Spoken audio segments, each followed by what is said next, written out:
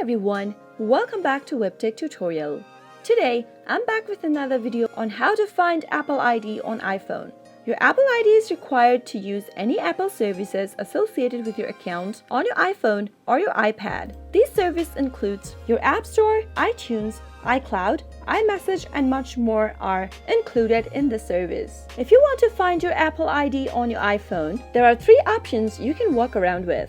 The first option is to go to your settings and tap it on. At the top of the screen, you'll be able to see that your name and your profile picture or your initials will be displayed on the screen. If you tap it on, you'll be able to see your Apple ID right beneath your name. It is displayed in small text directly under your name and your profile picture displayed. The next place you can find your Apple ID in the Settings app is in the iTunes and App Store section. From the same page, tap on iTunes and App Store, and now at the top of the screen right where it says Apple ID, you'll be able to find your Apple ID displayed on the screen in a blue text as you can see it on the display at the top. Now, the next step through where you can find your Apple ID is the App Store app. Simply go ahead and from the app drawer, tap Open Your App Store. Soon after you do that, you'll be able to see your profile picture at the top right corner. Click it on and you'll be able to see your name and your Apple ID displayed at the top of the page. Your Apple ID is displayed in a gray text directly beneath your name. That is how you can easily find your Apple ID in 3 different ways. I hope you found the video to be helpful. If you did, go ahead and give us a thumbs up. Comment down below in the comment box if you have a question or a feedback for us. I'll soon be back with more tutorial episodes again. Thank you for watching.